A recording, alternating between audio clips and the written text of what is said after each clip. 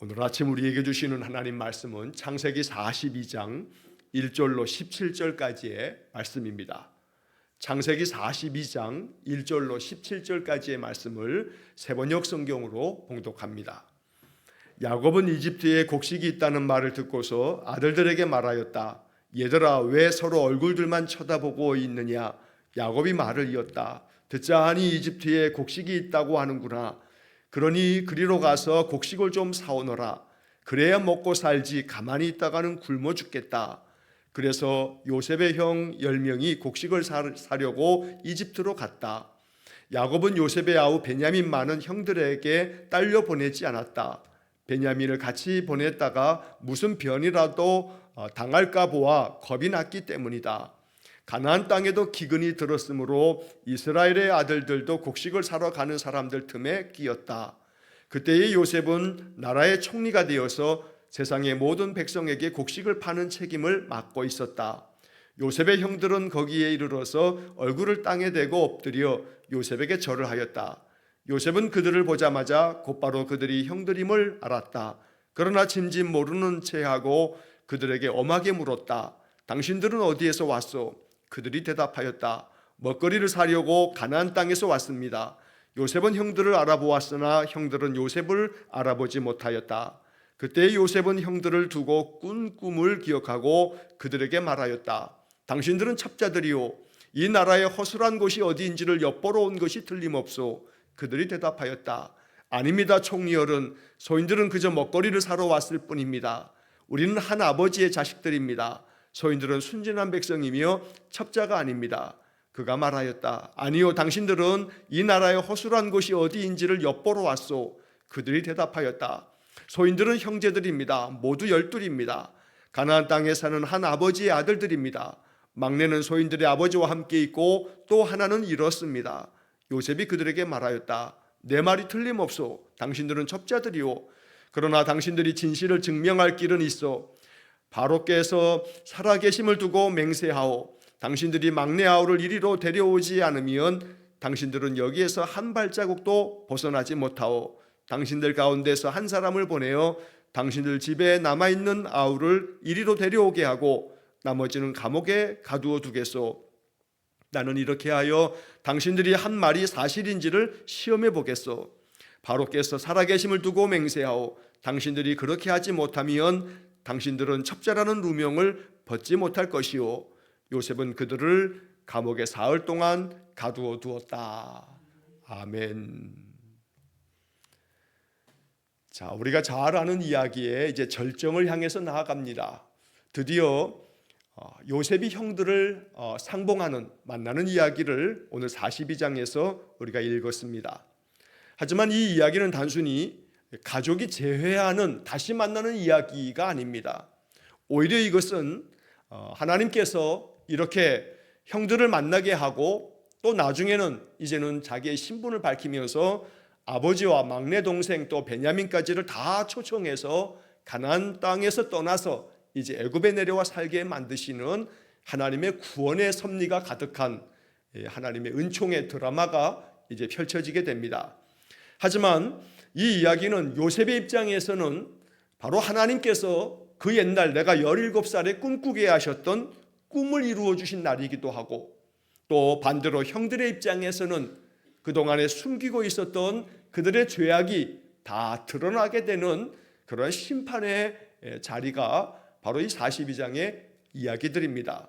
그래서 이제 내일 보게 될 18절 이하의 본문의 말씀에서 드디어 이제 이 형들은 스스로 자신들이 그 예전에 요셉에게 행했던 일에 대해서 하나님께서 징벌하시는 것 같다고, 이제 자신들이 이 이집트 땅에서 곡식을 얻어가지고 돌아가는 길에 그 곡식더미 안에 자신들이 가지고 왔던 돈들이 그대로 담겨 있는 것을 보면서 우리가 이제 화를 당하게 됐다 하는 마음으로 자신들의 지난 날을 다시금 되짚어 보면서 우리가 그때 잘못을 했다고 이제 이야기하는 장면을 이제 내일 보게 됩니다. 그래서 죄를 숨긴 인간이 하나님의 섭리 앞에서 결국 자기의 죄를 직면하게 되는, 우리가 지난날 잊고 있었던, 그러나 분명히 우리가 우리의 동생 요셉에게 행했던 그 잘못된 일을 그들이 다시금 생각하게 하는 그러한 장면이 바로 42장의 이야기입니다. 하나님께서 기근을 통해서 바로 요셉의 형들로 하여금 이 이집트 땅까지 내려오게 하고 또 요셉 앞에서 절하게 만드시는, 그래서 어떤 점에서 기근은 단순한 자연재해가 아니라 하나님께서 이제 이 요셉의 일들을, 그 옛날 요셉이 꿈꾸었던 것들을 이루어 가시는 하나님의 섭리의 도구가 바로 오늘 본문에 이제 이 7년간의 기근이었다라고 하는 것을 알 수가 있습니다. 자, 요셉이 17살에 꿈을 꾸었고, 그리고 형들의 미움받아서 이집트 땅에 팔려가게 된 후에 13년의 세월을 지난 다음 요셉이 30에 애굽의 총리가 됐습니다. 자, 애굽의 총리가 되어서 요셉이 그 꿈을 해석해주고 대안을 제시한 것처럼 풍년 7년 동안에 곡식들을 거두어 창고에 다 갈무리하는 그런 일들이 있고 난 다음에 그 다음에 이 7년 풍년 이후에 7년간의 흉년이 시작이 됩니다. 그러니까 오늘 이 본문의 이야기는 형들이 흉년으로 인해서 먹을 양식을 얻기 위해서 이집트 땅에 내려온 겁니다. 그러니까 이 요셉의 나이로 따진다고 한다면 적어도 요셉이 30의 총리가 되어서 그리고 7년 동안의 풍년이 지난 다음에 흉년을 맞이하면서 겪게 되는 이 형제간의 상봉이니까 적어도 요셉의 나이가 37살 이후의 이야기인 것입니다. 자, 요셉의 입장에서 보게 되면 형들을 떠나고 난 다음에 13년 동안에 애굽에서 종살이하고 감옥에 갇히고, 그리고 난 다음에 7년 동안에 풍년이 있고, 그러니까 지금 이 형들을 만난 것이 거의 20년 만에 만나게 되는 겁니다. 20년 만에 만난 이 형들의 모습을 요셉은 단번에 알아보지만 20년이 지난 세월이기도 하거니와 요셉은 지금 애굽의 총리가 되어서 총리의 그런 모든 의복을 입고 모든 장식을 하고 있기 때문에 그 동생을 알아보지 못합니다. 20년의 그 긴 세월 동안에 하나님께서는 그 요셉의 인생 가운데 많은 시련이 있었지만 그 시련을 다 지나가게 하신 후에 그 옛날 20년 전 17살 때 꿈꾸었던 그 꿈을 이루어 주시는 장면이 오늘이 42장의 이야기이기 때문에 요셉의 인생에서는 아주 굉장히 큰 전환점이 되는 그런 말씀입니다. 자, 본문의 말씀에 이제 몇 가지를 우리가 좀 살펴보면서 이 말씀이 주는 우리 영적 의미를 우리가 깊이 묵상하는 하루가 되기를 간절히 원합니다. 자, 먼저 1절 말씀에 보면 야곱이 흉년으로 말미암아 이제 곡식이 다 떨어지고 먹을 것이 없자 그의 아들들에게 이렇게 얘기합니다. 1절 하반절에 보면 얘들아 왜 서로 얼굴들만 쳐다보고 있느냐, 너희들이 얼굴만 쳐다보고 있어서는 어찌하겠냐 하면서 이제 그 아들들을 나무랍니다. 그리고 야곱이 하는 말이 듣자하니 이집트에 곡식이 있다고 하는구나. 그러니 거리로 가서 곡식을 좀 사오너라. 그래야 먹고 살지. 가만히 있다가는 굶어 죽겠다. 늙은 아버지의 입에서 너희들이 그냥 얼굴만 쳐다보고 있으면 어떡하니? 자, 이집트 땅에 곡식이 있다는 얘기를 듣게 되니까 너희들이 가서 이 곡식을 좀 사와야겠다라고 아들들을 그렇게 나무라고 또 가서 곡식을 사오라고 촉구를 합니다. 사실 이 이야기는 야곱의 아들들의 입에서 나와야 할 말입니다. 젊은 아들들이 우리가 이제 어떻게 살아가야 할까를 생각하면서 이 흉년의 때에 이집트 땅에는 곡식이 있다고 하니 자기 아버지에게 얘기해서 아버지 이집트 땅에 곡식이 있다고 합니다. 우리가 가서 그 땅에 가서 곡식을 좀 사오겠습니다. 이렇게 말해야 하는데 오히려 그 늙은 아버지 야곱이 이러한 이야기를 하고 있는 겁니다. 그래서 성경학자들은 이 본문을 주석하면서 이러한 이야기를 하기도 합니다. 이 요셉의 이 형들, 야곱의 이 10아들들이 서로 얼굴만 쳐다보면서 이 흉년의 때에도 어떻게 해야 할까라고 하는 것을 생각하지 아니하고 그냥 넋놓고 이렇게 주저앉아 있는 모습은, 그것은 그들이 죄로 말미암아 의욕을 잃어버리고 그래서 그 삶에 어떻게 해야 할까를 도모하지 못하는 연약한 인생이 되어져 가고 있는 것을 보여주는 장면이다 라고 말하기도 합니다. 오늘 우리들의 삶 가운데 이 요셉의 형들의 이 모습을 바라보면서 우리는 생각해 봅니다. 내 삶에 어떠한 형편 가운데 있어도 내가 어떻게 살아가야 할까라고 하는 것을 생각하고 하나님 앞에 기도하면서 하나님 주시는 마음으로 어떤 어려움도 어떻게 하면 극복할 수 있을까? 어떻게 하면 이것을 이겨낼 수 있을까? 라고 하는 것들을 생각하는 것이 하나님의 은혜라는 것입니다. 하나님께서 우리의 마음 가운데 의욕을 주셔서 그래서 무엇이든지 해봐야겠다. 내가 어떻게 해야겠는가? 라고 하는 것들을 생각하는 것이 은혜입니다. 그때마다 하나님께서 우리의 마음 가운데 지혜로운 생각을 주실 줄로 믿습니다. 그저 얼굴만 쳐다보고 이제 가만히 있다가는 굶어 죽겠다 하는 아버지의 이야기를 듣는 아들들이 아니라 오히려 더 적극적으로 그리고 능동적으로 우리가 어찌해야겠노라고 생각할 줄 아는 그런 사람이 되어지는 것, 바로 이것이 하나님의 사람들이 늘 하나님께서 우리의 마음 가운데 삶의 의욕을 주셔서 언제나 활기가 있는 삶이고, 내가 이렇게 살아가야겠다, 내가 이것을 이렇게 이겨내야겠다 라고 하는 그런 지혜로운 마음이 가득해지기를 주의 이름으로 간절히 축원합니다. 결코 우리의 마음속에 삶에 대한 의욕이 상실되어서는 안 됩니다. 그것은 마귀가 주는 마음입니다. 하나님께서 이 땅에서 우리의 생명을 부르시는 그날까지 하루를 살아도 그 삶에 대한 의욕이 가득하고, 내게 주신 생명은 하나님의 선물이라 여기면서 하루하루를 감사하며 그렇게 힘차게 살아나갈 수 있어야겠습니다. 자, 이렇게 해서 이 야곱의 10 아들들이 곡식을 사러 이집트로 갑니다. 자, 그런데 4절 말씀에 보면 이 아버지 야곱이 형제들을 보내면서 그의 막내 아들인 12번째 아들 요셉에게 있어서는 하나밖에 없는 동생 베냐민만은 형들에게 딸려 보내지 않았다라고 이야기합니다. 자, 그 이유까지 적고 있는데 베냐민을 같이 보냈다가 무슨 변이라도 당할까 보아 겁이 났기 때문이다. 그 옛날 요셉을 형들이 양들을 치고 있는 곳에 가서 어떤 상황이 있는지 사정을 좀 알아보고 오너라 하고 요셉을 보냈다가 요셉이 돌아오지 못했습니다. 그리고 자기 아들들이 요셉이 아마 짐승에게 잡힌 모양이라고, 잡혀먹힌 모양이라고 요셉의 옷가지들의 그 짐승의 피를 묻혀서 가지고 돌아왔을 때 아들들이 자기를 속이는 것도 알지 못한 채 요셉을, 그 사랑하는 요셉을 잃어버린 줄 알고 이 야곱은 20여 년의 세월 동안에 그 아픈 마음을 가지고 살아왔던 겁니다. 그러니 요즘 말로 하면 야곱의 트라우마입니다. 지난날 겪었던 그 중대한 상처로 말미암아 요셉의 마음은 20년 동안 그 마음 앓이를 하고 있었다는 증거이기도 합니다.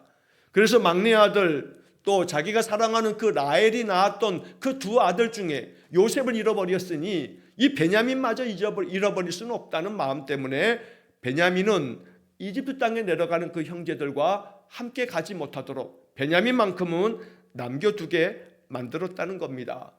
이게 요셉에게, 이 야곱에게 깊이 뿌리 내려진 상처였던 겁니다. 어찌 보면 이 야곱은 이 트라우마에 붙잡혀서 베냐민을 내보내는 것조차도 두려워 떨고 있는 그런 야곱의 모습입니다.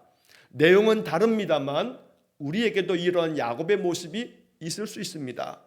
지난날에 우리가 겪었던 너무나 중대한 그 상처와 아픔들이 여전히 야곱은 20년의 세월이 지났음에도 불구하고 그 마음에 그 상처가 트라우마가 되어서 겁이 났기 때문이다 라고 하는 것처럼 여전히 그러한 겁을 가지고 있는 것처럼 우리의 삶도 역시 마찬가지일 수 있습니다.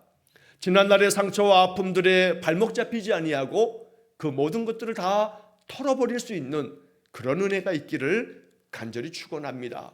결코 하나님 앞에서 지나간 일들의 상처와 그 패여있는 그 아픔들이 우리의 삶의 그 다음 오늘과 또 앞으로의 날을 발목 잡지 못하도록 트라우마가 다 치유함을 얻고 우리의 마음의 깊은 생채기가 다 회복되어지는 그런 은혜가 있기를 간절히 축원합니다. 자, 결국 이 베냐민을 남겨둔 채 10 형제가 이집트 땅으로 이제 내려가게 됩니다. 그래서 5절 말씀에 보면 가나안 땅에도 기근이 들었으므로 이스라엘 아들들도 곡식을 사러 가는 사람들 틈에 끼었다. 자, 이집트 땅에 기근이 들었는데 그 기근이 얼마나 심한지 저 북쪽에 가나안 땅까지 기근이 들었다. 자, 이 이야기에 가나안 땅에도 기근이 들었다는 것은 단순히 기근이 얼마나 많은 땅에 이렇게 퍼졌는가라고 하는 정보를 알려주기 위한 이야기가 아닙니다. 자, 이 이야기는 이 가나안 땅이라고 하는 것은 하나님께서 아브라함과 그 자손들에게 주신 약속의 땅입니다. 그 약속의 땅에서 약속의 백성들이 살아갑니다. 하지만 거기에도 기근이 들었다는 얘기는 온 세상에 기근이 들었다라고 하는 단순한 이야기를 말하는 게 아니라 약속의 백성들에게도 예외는 없다라고 말하는 겁니다.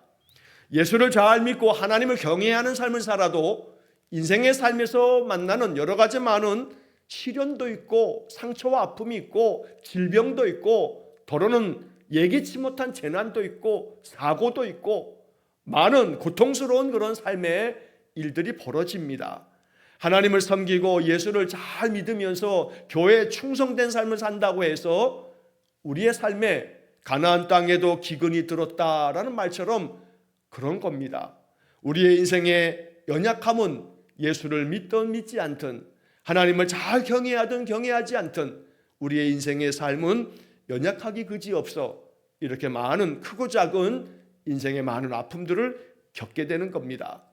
하지만 하나님께서 그런 가운데에도 살 길을 예비하시기 위해서 그 옛날 요셉이 형들의 미움을 받아 팔려갔지만 하나님은 그것을 다 바꾸어 놓으셔서 오히려 요셉으로 하여금 큰 구원을 이루시려고 먼저 요셉을 보내셨다는 요셉의 고백처럼 하나님이 이러한 모든 일들을 지금 이렇게 이루어가고 계신다는 겁니다.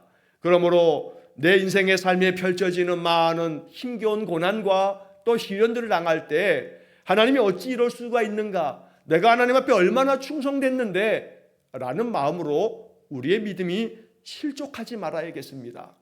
그러므로 가나안 땅에도 기근이 들었다 하는 것은 약속의 백성들에게도 기근도 찾아올 수 있고 또 여러 가지 많은 고난과 시련들이 찾아올 수 있다.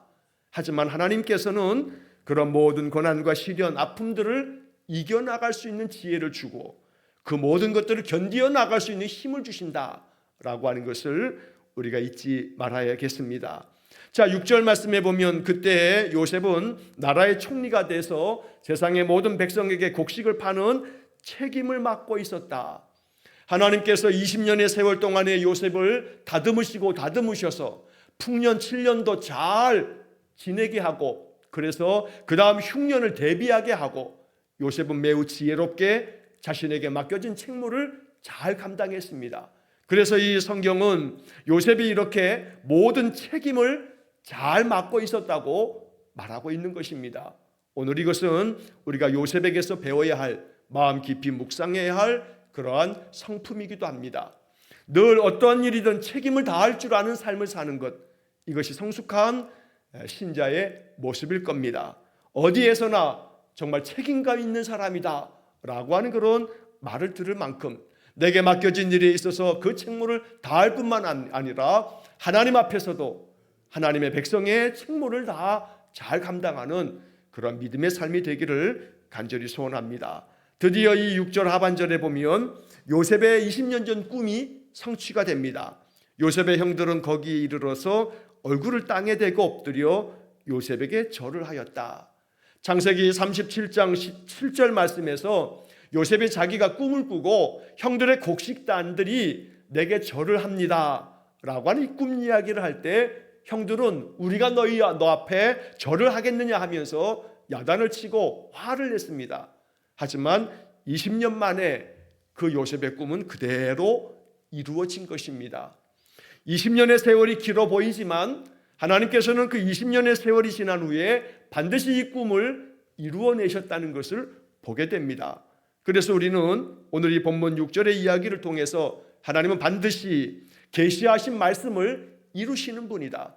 요셉에게 계시로 꿈을 꾸게 하셨는데 그 꿈을 이루시기 위해서 하나님 20년의 세월을 지나게 하시고 그 20년의 세월 동안에 요셉의 성품을 다듬으실 뿐만 아니라 이런 모든 과정을 통해서 하나님은 하나님의 뜻을 이루어 가셨던 겁니다.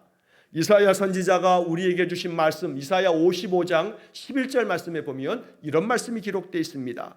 내 입에서 나가는 말도 이와 같이 헛되이 내게로 되돌아오지 아니하고 나의 기뻐하는 뜻을 이루며 내가 보낸 일에 형통함이니라. 내 입에서 나가는 모든 말, 하나님의 입에서 나오는 하나님의 약속의 말씀들, 이 모든 말씀들은 헛되이 돌아오지 않는다. 오히려 이 나간 모든 말들은 나의 기뻐하는 뜻을 이루며 내가 보낸 일에 형통함이니라. 이사야 55장 11절 말씀입니다. 그러므로 하나님께서는 민수기 23장에서 말씀하신 것처럼 여호와는 인생이 아니시기 때문에 거짓말하지 아니하고 하신 말씀을 반드시 이루시는 분이라. 하나님께서 20년 전에 요셉에게 꿈꾸게 하셨던 것을 하나님은 반드시 이루어내셔서 형통함을 보여주셨다는 겁니다. 우리는 이러한 말씀을 믿는 신자입니다.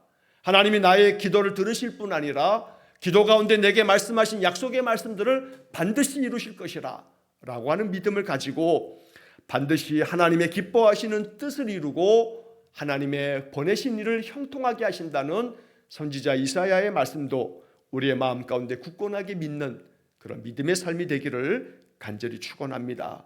자, 이렇게 형들이 요셉 앞에 절을 합니다. 자, 요셉은 그들을 보자마자 자기의 형들이라는 것을 알아차립니다. 그러나 내색을 하지 않습니다.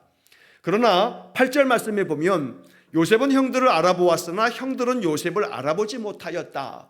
그도 그럴 것이 20년의 세월이 지났습니다. 하지만 아무리 20년의 세월이 지났어도 17살에 이제 청소년기를 지나는 그 요셉을 그들이 잊어버릴 리가 없습니다.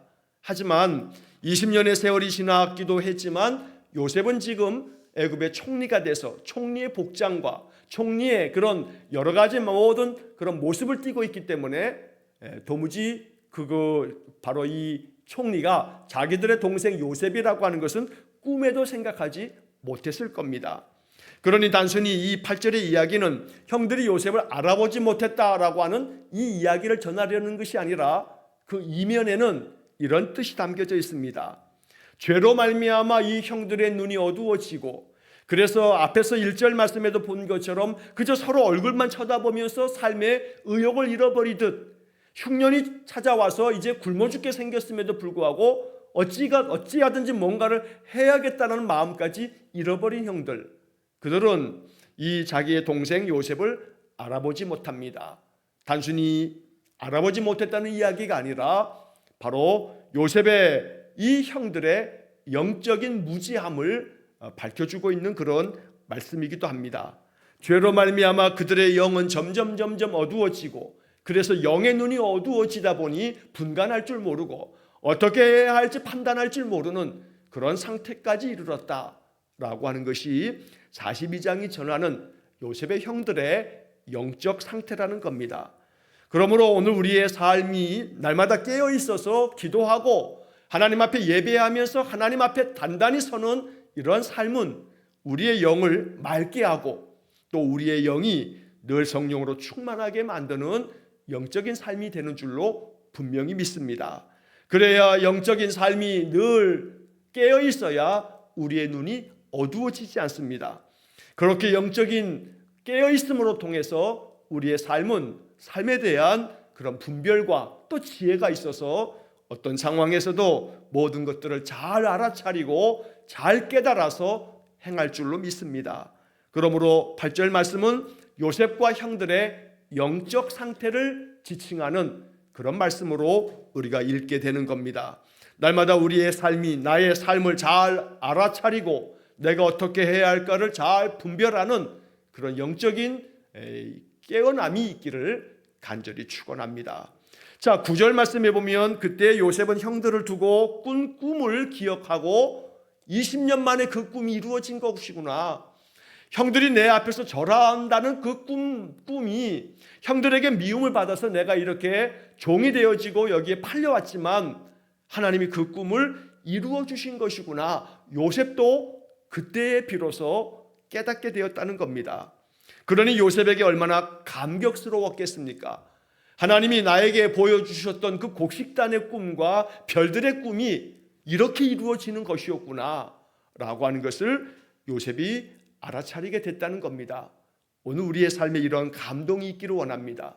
우리의 삶에도 내가 그 옛날 기도했는데 하나님이 그 기도를 이렇게 이루어 주신 것이구나 라고 이렇게 분별할 줄 아는 은혜가 있기를 원합니다.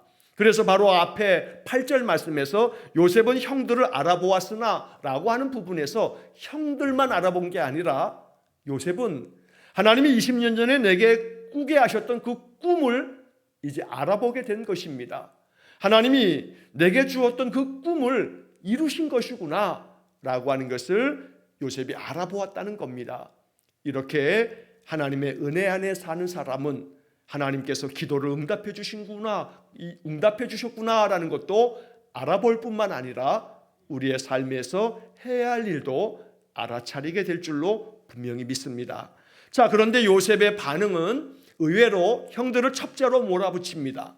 이 땅의 허술한 곳을 어딘가를 엿보기 위해서 온 것이 아니냐고 계속해서 몰아붙입니다. 그러면서 계속해서 형들은 이야기를 하게 되는데 11절 말씀에 보면 우리는 한 아버지의 자식들입니다. 소인들은 순진한 백성이며 첩자가 아닙니다. 자기들은 결코 첩자가 아니라고 변호하면서 계속해서 형들은 말을 하는데 이렇게 말을 하면 할수록 이 형들의 입에서 나오는 이야기들은 여전히 거짓된 이야기만 합니다. 첫째 11절 말씀에서 소인들은 순진한 백성이며 라고 말합니다. 하지만 그들은 결코 순진한 백성이 아니었습니다. 20년 전에 자기의 동생을 죽이려고 했고 또 종으로 팔아넘긴 사람들입니다. 아무리 세월이 20년 전 이야기는 하지만 그들은 결코 순진한 사람들이 아니었습니다. 아버지를 속이기까지 했습니다. 동생을 팔아넘겼음에도 불구하고 동생이 짐승에게 잡아먹힌 모양이라고 그렇게 말한 사람들이 어찌 순진한 사람이겠습니까? 그러니 자기 자신들을 순진한 백성이라고 첩자가 아니라고 이렇게 말하는 부분에서 첩자는 아닐지 몰라도 순진한 백성이다 라고 하는 말은 거짓말입니다. 하지만 그 다음 또 이어지는 13절 말씀에 보면 자기들은 형제들이고 모두 형제들은 12인데 그런데 한 아버지의 아들들이고 그리고 막내는 아버지와 지금 함께 있고 또 하나는 잃었습니다 라고 13절에 말합니다. 또 하나는 잃어버렸다. 사실은 이것도 거짓말입니다. 잃어버린 게 아니라 자기들이 팔아버렸습니다. 그러니 더 정직하게 말하면 우리가 그 11번째 형제였던 우리의 동생 하나를 우리가 너무나 어떤 일이 있어서 미워하여 그를 저 이 애굽 땅으로 팔아넘긴 적이 있습니다 라고 이실직고를 해야 정당합니다. 하지만 하나는 잃어버렸다고 또 역시 거짓말을 합니다. 그러니 요셉은 그들을 시험합니다. 그래서 다 계속해서 당신들이 첩자가 분명하다고, 만약에 당신들이 첩자가 아니라면 그 사실을 증명할 방법이 한 가지가 있다고, 막내 아우를 데리고 오면 당신들이 첩자가 아니라는 것을 이제 알게 될 테니 당신들을 다 가두어 두고 한 사람을 보내서 막내 아들을, 막내 동생을 데려오게 하겠다고 이야기를 합니다. 그래서 16절 말씀에 보면 한 사람을 보내어 당신들 집에 남아있는 아우를 이리로 데려오게 하고 나머지는 감옥에 가두어 두겠소 라고 아주 강경하게 엄중하게 그렇게 이야기를 합니다. 물론 내일 본문에 보게 되면 오늘 여기 16절 말씀에서는 한 사람을 보내고 나머지는 다 여기에 가두어 두겠다고 했지만 오히려 반대로 한 사람 시므온만 남겨두고 나머지 형제들을 곡식과 함께 다 올려보내는 결정을 내리게 됩니다.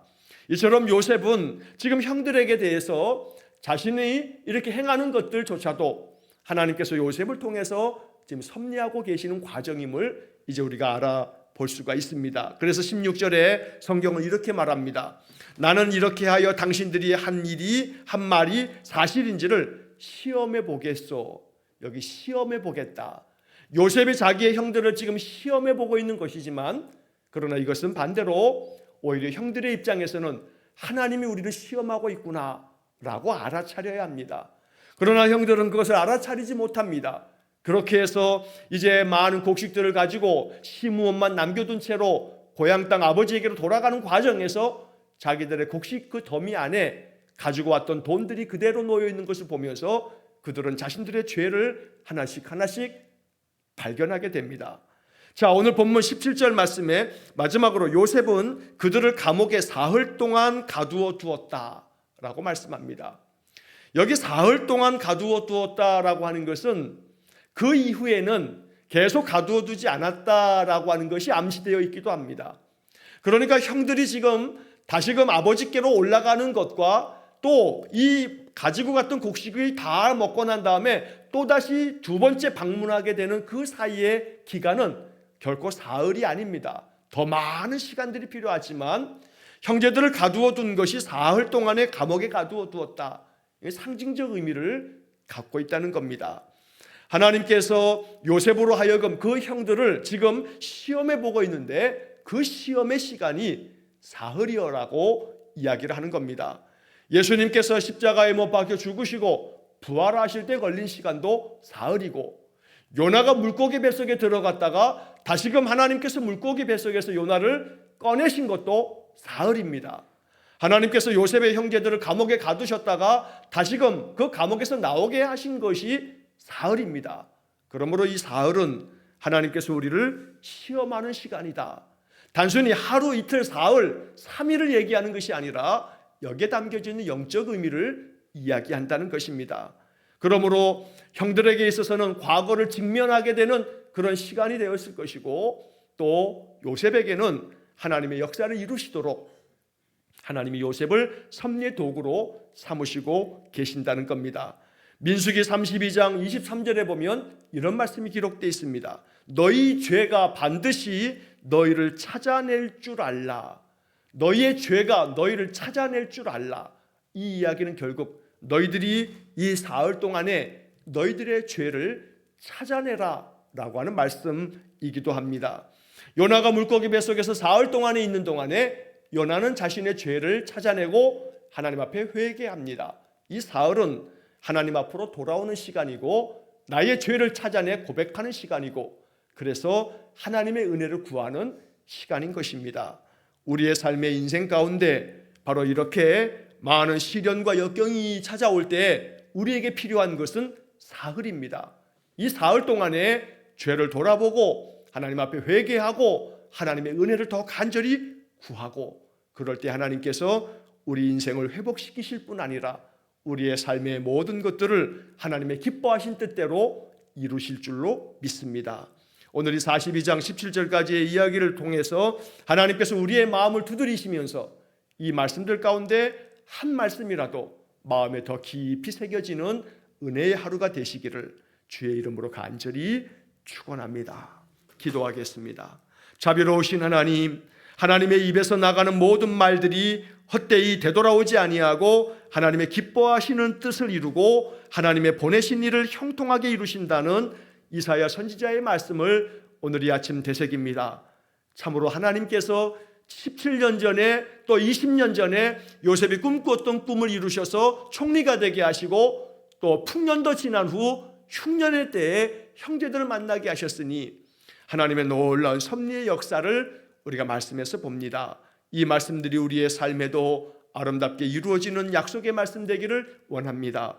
우리 성도들이 오랜 동안 기도했던 것, 심지어 잊어버렸던 그 기도까지도 하나님 이루어 주셔서 그때 하나님이 이루신 것을 고백하는 그런 은혜가 있게 해 주옵소서. 간절히 원하오니 우리의 인생의 삶 가운데 주어진 모든 책임을 요셉처럼 잘 감당할 뿐만 아니라 날마다 하나님의 은혜 안에서 내 삶이 늘 주의 뜻을 이루어가는 복된 삶이 되게 해 주옵소서. 오늘도 한날의 모든 삶을 주님께 의탁하오며 예수님 이름으로 기도하옵나이다. 아멘. 우리 구주 예수 그리스도의 은혜와 하나님 아버지의 극진하신 사랑과 성령의 교통하심이 날마다 내 삶 가운데에서 형통을 이루시려고 기뻐하시는 뜻을 이루어 가시는 하나님의 섭리를 확신하고 그 믿음으로 인생을 살아나가기를 소원하는 머리 숙인 귀한 성도들 위해와 저들 가정과 온 가족들 위해 영원토록 함께 하시길 축원하옵나이다. 아멘.